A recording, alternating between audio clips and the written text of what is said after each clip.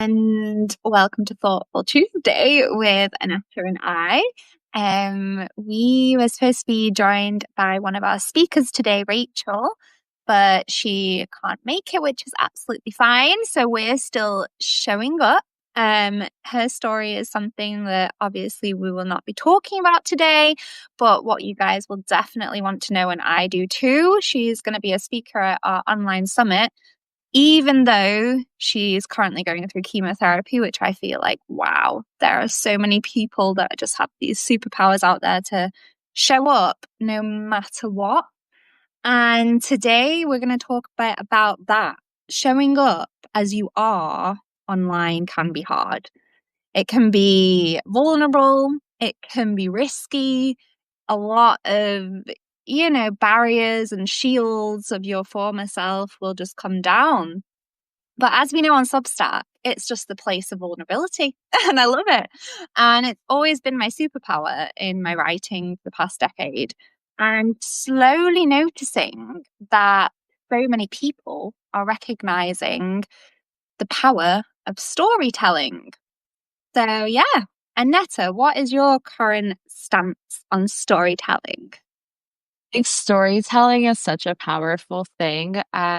It's something that you can share with other people and relate on so many different things and so many different levels because I think it's so important for us to share our stories and the challenges that we have gone through because a lot of times it's so easy to look at social media and look at, oh, this person's doing that, or this person just got this and now they're over here with this person. But the reality is no one posts their challenges, and that can be a tough place to be. But if you think about it, if you were at school in a class in either high school or university at any point in time, if you're taught something from the textbook, you're not going to remember it. But if there's a story tied to what you're learning, then you're going to remember that more. And storytelling gives you the opportunity to connect with so many people on so many different levels. I don't know about you, but I'm just not a small talk kind of person. I don't want to talk about the weather 30 times a day, but I do love those deeper conversations on connecting with people and really being able to relate with them. Yeah, what you just said about the classroom is really funny, actually. Because I'm reading Seth Godin's newest book, and he said about that the other day that when a teacher went into the room and would just say, "No textbooks today, you're just going to ask me questions and I'm going to tell stories from whatever topic that was." And he said he remembered that. He remembered the teacher in that class and all of those lessons because the teacher was just able to turn things into a story. And it's so insane because, like you say, we're not here to just learn things from a textbook. It's so incomprehensible for our brains to get unless we visualize it, we experience it, we connect the dots and the lines. Like, I'm currently studying for my exams to become a kindergarten teacher. And because I'm working as well, it's practice integrated. I just connect them too. Like I see, oh, that kid, and then like I'll really make a story out of it in my head so I can absorb the information better. And funnily enough, too, as you know, everything is just like in sync right now, Aneta. Um, Childhood behavior, like how that's all like now into who we are. I was just like, the attachments, anxious attachment and all of that, that comes from when we're a baby. And then I was like, whoa, like that's why my ex is the way he is. Like, it's just so crazy, when you build all these stories and then like the more you connect, the more you understand. And the same applies for us telling our stories. You may feel like you're alone in something because we're, going through a loneliness epidemic worldwide. But the moment you are able to share what you're going through, the moment you'll notice one, two, three more people will understand you because they go through it too. And that is really the power that we're tapping into.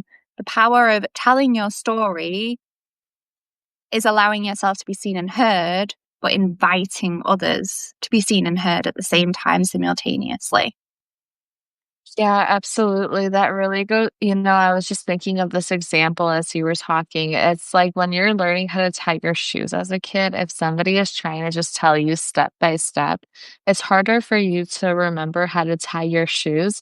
But then what happens later on? You tie it into a song and somebody teaches you a song or some kind of rhythm, and then you learn it faster. And it's because you're tying emotion, you're tying some kind of feeling to it. When it's time to go tie your shoes, you have a feeling of excitement because you get to sing that song or you get to feel those emotions around it. And it's just all experiences, like we're all human. We all go through human experiences. So why should we have to hide from them? Why should we have to pretend like everything is perfect when it's okay to be not okay? It's okay to not be okay. And it's okay to reach out for help. It's okay to say, hey, I need help in this area. For example, like for me growing up, one of the biggest things that was the hardest things for me was asking for help because I felt like I always had to pick myself up and figure it out. But it's okay to ask for help, especially as we grow and we heal and we evolve. Just because we're adults doesn't mean we shouldn't ask for help. Yeah, that's also a super good point that you raised, especially now it's Mental Health Awareness Month. And I personally found asking for help, even when I had the best of friends and best family. Don't get me wrong, like they literally don't judge me, but I just could not ask for help. Like it was so heavy for me inside, full of guilt and shame and all of this that I just could not ask for help. And the moment someone said to me, if if you were in hospital or if your body, something was broken, you would be asking for help. And the same applies to your mental health. Even though you physically can show up, you're mentally not there.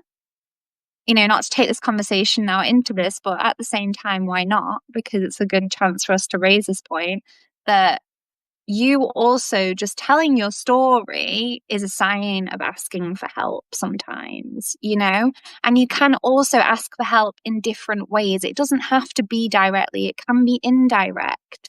And I think sometimes, like you say, Aneta, if it stems from your childhood, then it's so much harder to heal sometimes, right?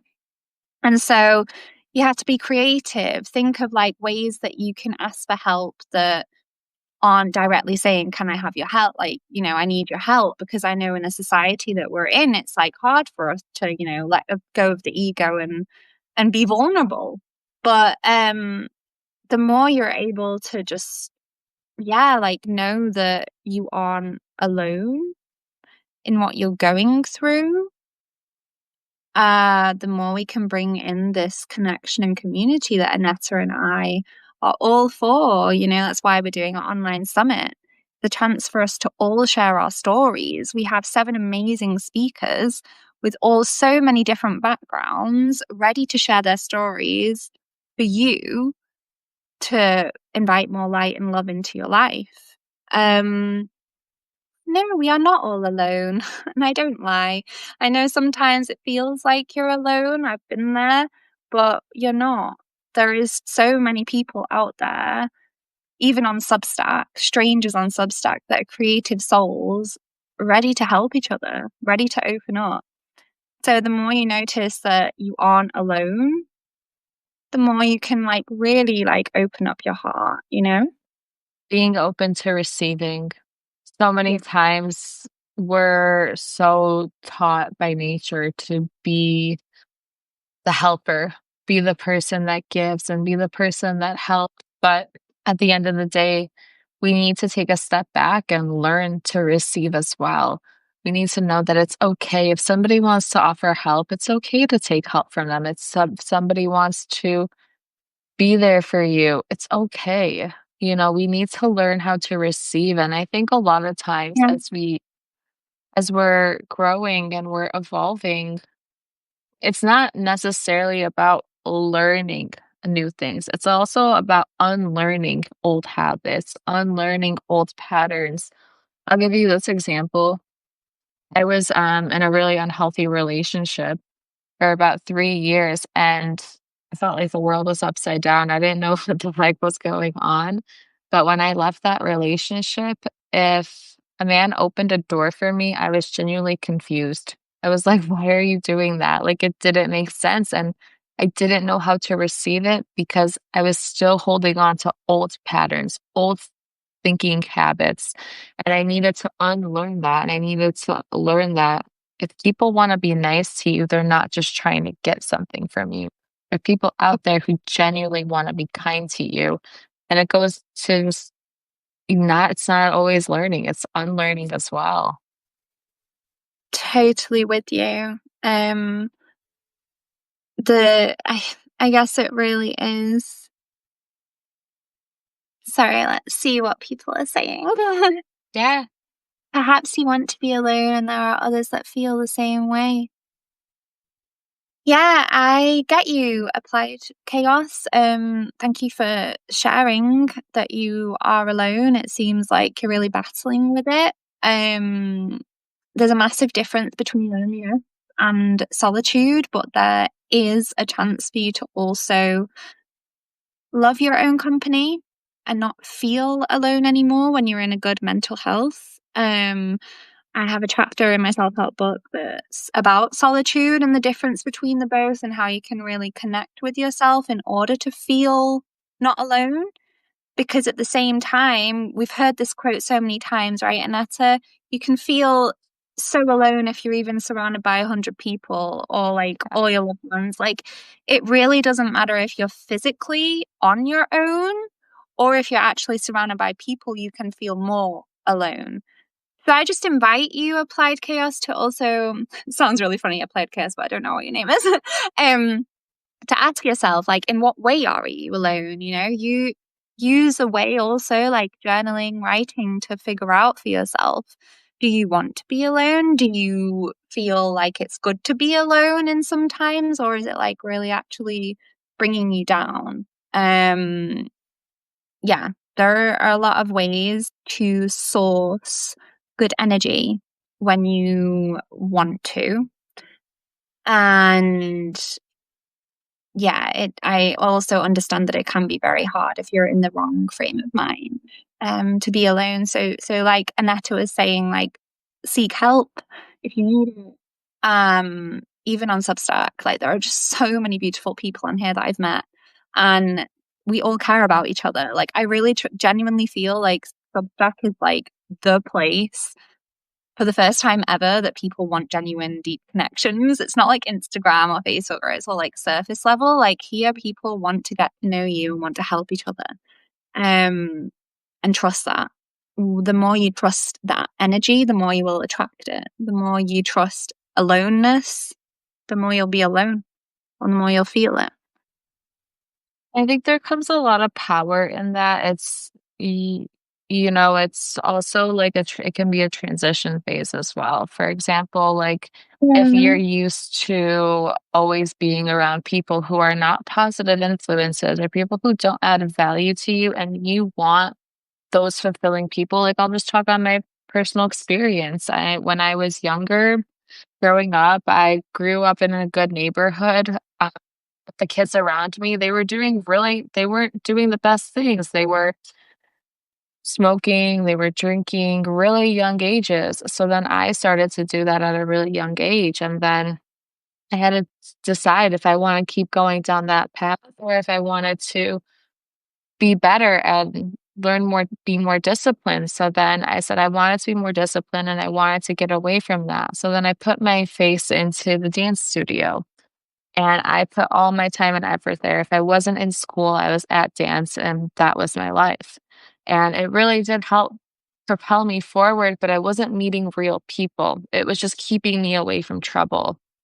And when I graduated high school, I started to work on like self improvement by reading self help books and listening to podcasts and all of those things. And I felt like I was growing, but then I also didn't have a lot of friends because I was in a transition phase.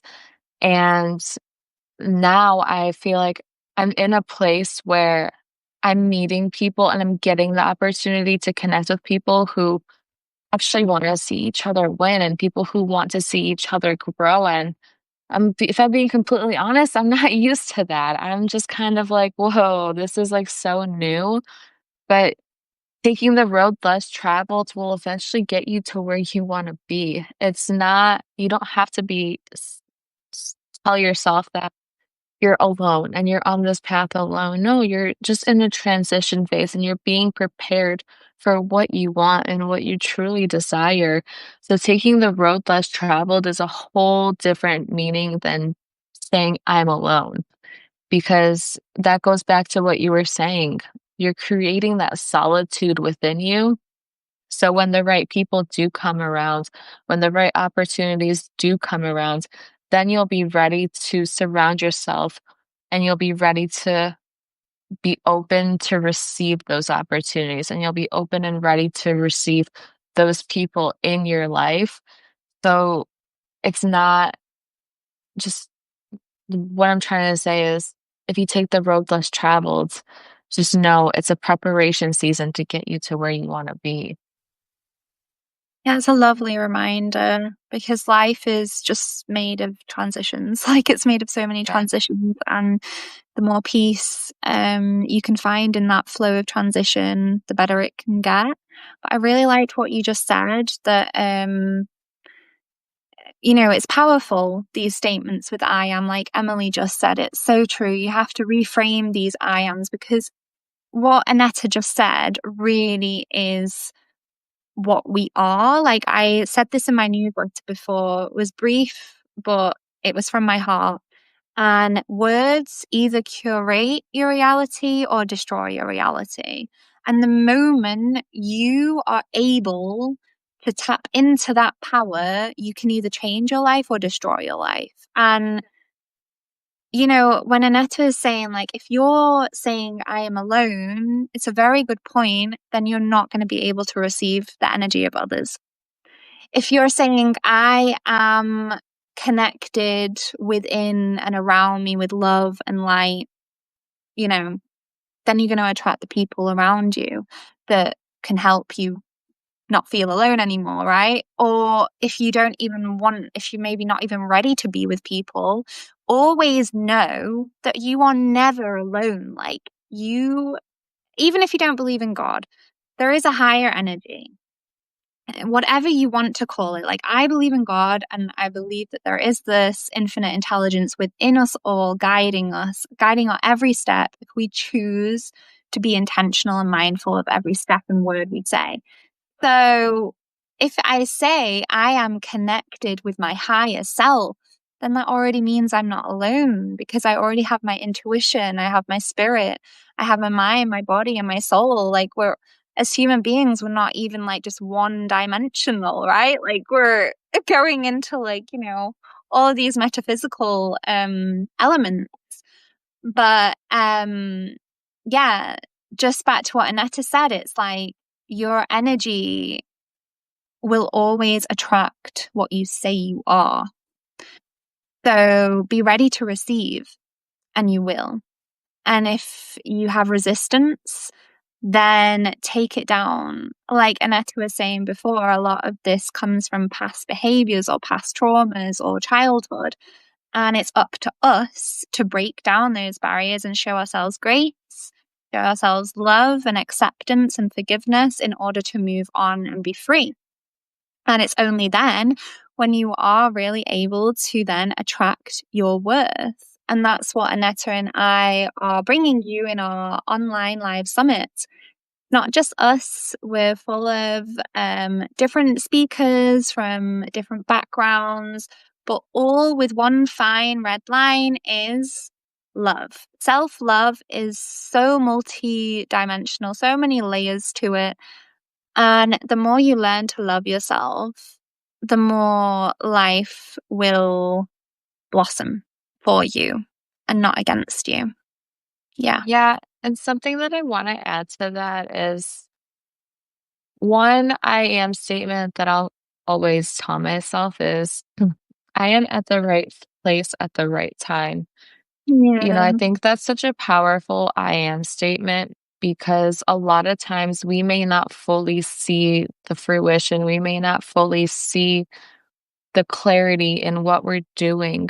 But if we continue to tell ourselves, I am at the right place at the right time all the time, things will eventually start to make sense. When I got fired from my salon job and I booked a one-way ticket to go move to Mexico, I had no idea what I was doing, but I kept telling myself, I'm at the right place at the right time all the time, and I won't be given anything that I can't handle. And things just started to make sense and clarity started to come, and I started to meet people and just started to build community. And I just kept telling myself, I'm at the right place at the right time. And I believe that everybody is at the right place at the right time. I just moved to another city just a few days ago, and I may not fully see what is here for me, but I just keep telling myself I'm at the right place at the right time. And because of that open mindset to receive, then I'm now able to have more grace and compassion and intention as I go Yeah. out about my days, and wanting to connect and network with more people because of that energy that I'm bringing. And I think that you guys are all at the right place at the right time as well. And quite honestly, if you're here, we appreciate you. We appreciate you taking time out of your Tuesday to spend time with us and to really be a part of a community that is working on healing and really building in that authenticity within each other. All Grace and I are really doing is creating a safe space for all of us so we can be who we truly are. I've said it before and I'll say it again. We all have a mask that we put on at some point in our life, whether it's at work, with a family member, with those certain friends. We all have some kind of mask. But what Grace and I are doing with the Nourished Inside Out, the live virtual summit, is we're just creating a safe space so you can put that mask down and be who you are, and we can all grow and heal and thrive together. And that's coming up on May 24th and May 25th from 9 a.m. to 3 p.m. Central Standard Time. So we encourage you guys to join us because all we really want to do is share our education with you guys and help one another and have that safe space. Yeah, because sharing experiences gives you perspective and allows you to grow if you have the open mindset, like Aneta was just saying. And say you said the right mind attracts the right people and the right connection. However, it can also entail the other side. So, like you were just saying, Aneta, I find that so interesting. The more you repeat something, the more it becomes your reality. The more you feel into it, the more you're like, yeah, this is it. I completely had the other side. Like when I was going through psychosis and depression, I was in the wrong place. I was with the wrong people. I was doing the wrong thing. Like everything that was going on was against me. And now in hindsight, that I'm able to open up about it, and I'm doing a series every Monday for this month, which is hard for me, I'm not gonna lie, because of many like dark places that I went to there, physically and mentally. But it just applies again to that. Like I dug myself down because the depression made me believe that I couldn't get anywhere, I wasn't going anywhere, what am I doing with my life? So many questions that baffled me into a state of just numbness. Like I couldn't do anything. I couldn't even shower or wake up and go teach yoga. I felt like Manetta was just saying that was the biggest mask I've ever tried because I felt like a hypocrite teaching yoga in that state of mind. I mean, like for me at that time too, it really did take away a lot of my love for yoga, which I've thankfully, thank God, I've brought back to myself after a bit of a break, because I think through that horrible experience, having to be this yoga teacher, having to show up, and then not actually show up for myself, that was the most conflicting thing ever, right? Because I was like, hey, if this isn't helping me, what can help me? Like, yoga was always the thing that I could go to and just like find myself again. But that's also the thing, like, are you giving too much of yourself away and not giving yourself, space and time to heal? Because that's what happened to me with my mental health. Like, the more you give from this well of love and light and not give it back to yourself, then you're only going to be able to, um have to pick yourself up in the end. It really, yeah, like Emily says, with social work for you that happened, it's such a common trap. You're right, Emily, like especially in this field of work that we do. I mean, I'm now going to be a kindergarten teacher, but I just love working with people. Like I've just always been this natural like teacher and guide. And that horrible experience of being a well-being coach and a yoga teacher and just giving my energy away and not then, giving myself it back was horrible. It was like heart destroying because I was like, isn't this my soul work? But at the same time, I lost my soul in it, which is just so weird when you think about it. But that happens when mental health occurs, like mental health illness or mental health issues arise. There is something missing. And most of the time, that big piece is missing is something to do within, like something deep, deep down that you have to give yourself and stop giving to others. So, yeah. Right. Yeah. Well, thank you for joining us, everyone. It's been lovely. We will hopefully be joined by Rachel then sooner rather than later to introduce some of our speakers for our live summit, which is taking place on May the 24th and 25th. And there are limited spaces, so do get your ticket now. It's not far away. And yeah, Aneta and I are always showing up. And we invite you to show up to share your story because no matter what, someone feels the same way as you do. Someone has gone through something that you've gone through. And in that little moment and spark of you writing your experience, you invite others to feel seen and heard. And that's the most beautiful gift, I would say, that we are all given. So, yeah. Absolutely. We look forward to seeing you guys there, and thank you for joining us today. And we will be doing a couple lives throughout the week as well. I don't know, do you have that schedule out or not, or not yet? Just on Monday and Tuesdays. Okay, Monday and Yeah. Tuesdays, yeah. So we look forward to seeing you guys every week, and we look forward to seeing you at the summit as well on May 24th and May 25th. Have a wonderful week, everyone. Yeah. Thank you for joining.